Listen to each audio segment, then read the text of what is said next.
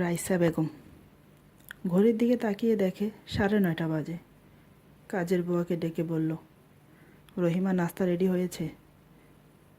রহিমা বলল, জি, নাস্তা রেডি হয়ে গেছে। রাইসা বেগম বলল, নাস্তা টেবিলে সাজিয়ে বড় সাহেবকে 1 কাপ চা দিয়ে আয় রুমে। এই বলে উঠে দোতলায় চলে গেল সোহেলকে ডাকতে। সোহেল আর কেউ নয়, রাইসা বেগমের একমাত্র আদরের ছেলে। এসে দেখে সোহেল গভীর ঘুমে মগ্ন। পাশে বসে মাথায় হাত বুলিয়ে বলেন, কিরে উঠবি না? 9:30 বাজে। অফিসে যেতে হবে। আজ না তোর মিটিং আছে 11টায়? মায়ের পরশ পেয়ে সোহেল উঠে বসে বলল, গুড মর্নিং মা, তুমি যাও, আমি আসছি। এই বলে ফ্রেশ হতে ওয়াশরুমে চলে গেল। কিছুক্ষণ পরে ওয়াশরুম থেকে বেরিয়ে রেডি হয়ে নিচে ডাইনিং টেবিলে এসে বসল। রাইসা বেগম ছেলেকে নাস্তা দিয়ে নিজেও নাস্তা নিয়ে খেতে থাকে। সোহেল বলল, বাবা কোথায়? রাইসা বেগম বলল, রুমে বসে নিউজ পড়ছে। সোহেল বলল, এখনও কি আমার উপর রেগে আছে? রাইসা বেগম বলল, মনে হয় রেগে আছে। সোহেল বলল, মা তুমি বাবাকে বোঝাও প্লিজ। রাইসা বেগম একটু গম্ভীর হয়ে বলল, তোর বাবার সাথে আমিও সহমত, উনি ভুল কিছু বলছেন না। সোহেল বলল, মা তোমরা যেটা চাইছো সেটা আমার পক্ষে সম্ভব না। রাইসা বেগম বলল, কেন সম্ভব নয়? আমাদের চাওয়া পাওয়ার কি কোনো দাম নেই? কেন বুঝতে পারছিস না?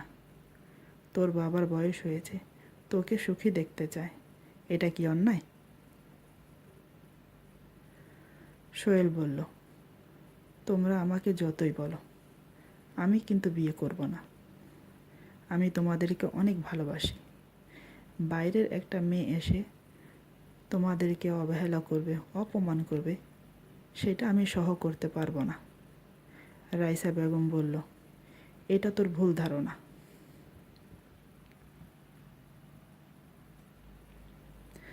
সংসারে ঝামেলা হয় অর্থের অভাবে। আলহামদুলিল্লাহ আমাদের সবই আছে। অর্থ, ঐশ্বর্য, আভিজাত্য সবই দিয়েছেন আল্লাহ। তাহলে আর কিসের জন্য ঝামেলা হবে? তোর বাবা মেয়ে দেখে রেখেছে তোর জন্য, ওনার বন্ধুর মেয়ে। গতকাল মেয়েটির ছবি পাঠিয়েছে, একবার দেখে নে। আমি দেখেছি, মেয়েটি সুন্দর আছে।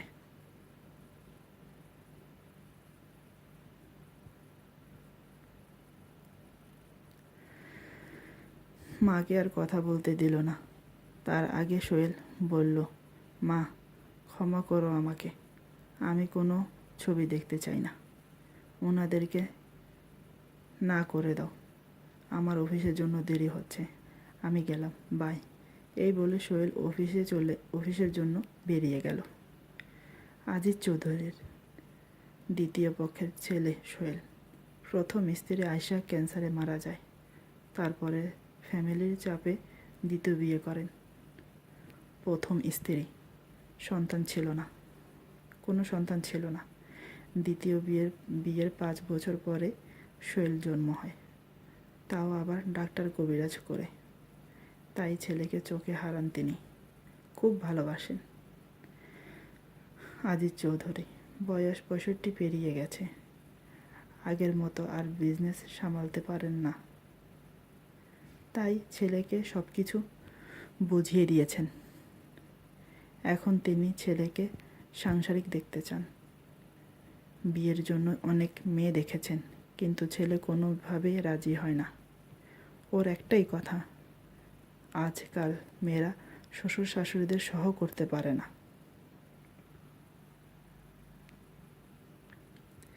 মা বাবা থেকে ছেলেকে আলাদা করে দেয়, ইত্যাদি ইত্যাদি। ওইদিকে সোহেল মিটিং শেষ করে কেবিনে বসে আছে। চেয়ারে হেলান দিয়ে একটা কলম হাতে নিয়ে ঘোরাচ্ছে আর ভাবছে মা বাবার কথা। এতদিন তো শুধু বাবা বলে এসেছে। আজ মাও বাবার পক্ষ নিয়ে কথা বলছে। কি করে বোঝাবে? কিছুই মাথায় আসছে না। বিয়ের কথা শুনলে বন্ধুদের কথা মনে পড়ে যায়। শাহেদ 2 বছর হলো বিয়ে করেছে। ওর মা বাবার সাথে থাকবে না বলে শাহেদকে নিয়ে আলাদা বাসা নিয়েছে। মা বাবার কথা বললে সংসারে ঝগড়া হয়। তাই এখন শাহেদ কিছুই বলে না। মা বাবার জন্য আলাদা করে টাকা পাঠিয়ে দেয়। সিয়াম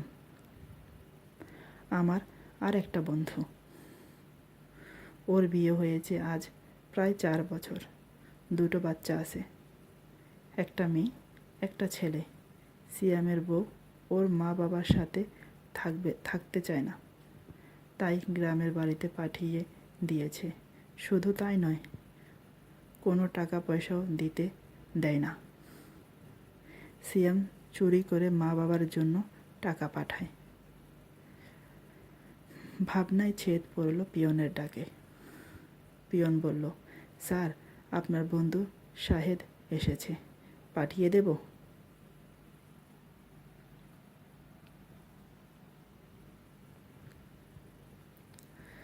সোহেল বলল, পাঠিয়ে দাও। আর শোনো, পরে 2 কাপ কফি পাঠিয়ে দিও। ওকে বলে পিয়ন চলে গেল। কিছুক্ষণ পর শাহেদ কেবিনে প্রবেশ করল। শাহেদকে দেখে সোহেল উঠে দাঁড়িয়ে হ্যান্ডশেক করে বলল, কী রে দোস্ত, কেমন আছিস? অনেক দিন পর দেখা হলো, বস আগে। শাহেদ বসে বলল, আলহামদুলিল্লাহ, ভালো আছি। তুই কেমন আছিস? সোহেল বলল, ভালো আছি। আঙ্কেল আন্টি কেমন আছে?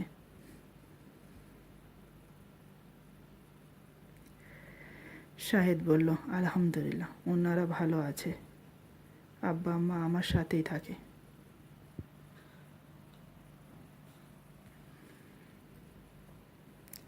সোহেল একটু অবাক হয়ে বলল, তাই নাকি? শুনে খুব খুশি হলাম। ভাবি কিছু বলেন এখন? শাহেদ বলল, তোর ভাবি নিজেই চায় আব্বা আম্মা আমাদের সাথে থাকুক। সে নিজে গিয়ে নিয়ে এসেছে। সোহেল বলল, হঠাৎ করে ভাবি এই পরিবর্তন কি করে হলো? শাহেদ বলল, সব কিছু আল্লাহর ইচ্ছা। আল্লাহ চাইলে সব কিছু করতে পারে। তোর ভাবি এখন 5 ওয়াক্ত নামাজ পড়ে, কোরআন পড়ে, আমার মা বাবার যত্ন নেয়। আগের মতো আমার সাথে আর ঝগড়া করে না। এই সব কিছু আল্লাহর মেহেরবান। আল্লাহর শুকরিয়া আদায় করলেও শেষ হবে না।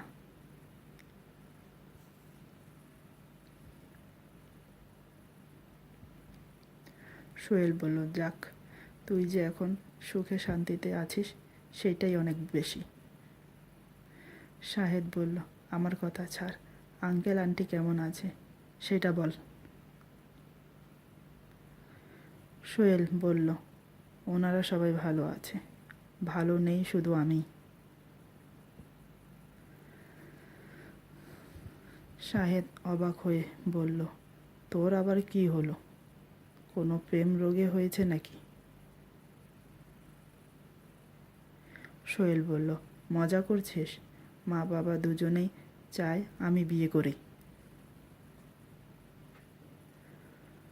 শাহেদ বলল, এটা তো সুখবর। কবে করছিস বিয়ে? সোহেল বলল, আমি এখন বিয়ে করতে চাই না, কিন্তু মা বাবা শুনতে রাজি না। আজ তো বাবার বন্ধুর মেয়ের ছবি ঘরে নিয়ে এসেছে। শাহেদ বলল, তাই নাকি? মেয়েটা দেখতে কেমন? সোহেল বলল, জানি না কেমন, আমি দেখিনি। এরই মাঝে পিয়ন কফি আর পানি বোতল নিয়ে এসে হাজির। এখন লাঞ্চ টাইম। কফি এগিয়ে দিয়ে বলল, স্যার, দুপুরের খাবার নিয়ে আসি? সোহেল কিছু বলতে যাবে, তার আগে শাহেদ বলল, দুপুরের খাবার লাগবে না, তোমার স্যার আজ আমার বাসায় লাঞ্চ করবে। এই বলে পকেটে থেকে 500 টাকা একটা নোট বের করে পিয়নের হাতে দিয়ে বলল, এটা তুমি রাখো। পিয়ন শুক্রিয়া বলে বিদায় নিল। পিয়ন চলে যাওয়ার পর সোহেল বলল, কি ব্যাপার, আজ বাড়িতে পার্টি আছে নাকি? শাহেদ বলল, কোনো পার্টি নেই, অনেক দিন হলো তুই যাস না। মা বাবা তোকে অনেকবার নিয়ে যেতে বলেছে, আজ তো তোর ভাবি বলেই দিল আসার সময় তোকে যেন নিয়ে যাই। সোহেল বলল, তাহলে আর দেরি কেন, কফি শেষ করে বেরিয়ে পড়ি। এই বলে দু বন্ধু কফি শেষ করে গাড়িতে গিয়ে বসল। সিট বেল্ট লাগিয়ে শাহেদ বলল, খিলগাঁও বাজার বাটা মার্কেটের সামনে গাড়িটা থামাস, দরকার আছে একটু। সোহেল বলল, ওখানে আবার কি দরকার? শাহেদ বলল, এখন বলবো না, গেলে দেখতে পাবি। এক সময় খিলগাঁও বাজার বাটা মার্কেটে এসে দাঁড়ালো গাড়ি। মার্কেটের বাইরে দাঁড়িয়ে ছিল সিয়াম। সিয়ামকে দেখে সোহেল বলল, আরে ওই দেখ, সিয়াম দাঁড়িয়ে আছে। শাহেদ বলল, আমি ওকে এখানে ওয়েট করতে বলেছি। এই বলে শাহেদ সিয়ামকে ইশারা করে ডাকল। সিয়াম দেখতে পেয়ে এগিয়ে এলো। গাড়িতে বসে 3 বন্ধু অনেক গল্প করে। এক সময় শাহেদের বাসায় পৌঁছে যায় ওরা। দুপুরের খাবার শেষ করে 3 বন্ধু অনেক গল্প করে। বিকেলে চা নাস্তা খেয়ে যে যার বাড়িতে চলে গেল। সোহেল বাসায় এসে পৌঁছায় সন্ধ্যায়। এসে দেখে বাড়িতে কেউ নেই। একটু অবাক হলো, এদিক ওদিক দেখে আর ভাবে, কি ব্যাপার, সবাই কোথায় গেল, আমাকে একবারও ফোন করলো না। এই বলে পকেট থেকে ফোন বের করে দেখে ফোন সাইলেন্ট হয়ে আছে। একটা নয়, 15টা কল এসেছে। এতক্ষণে এতগুলো কল এসেছে দেখে সোহেল একটু ঘাবড়ে গেল। তারপর মাকে ফোন দিল। রাইসা বেগম ফোন রিসিভ করে কান্না শুরু করে দিল।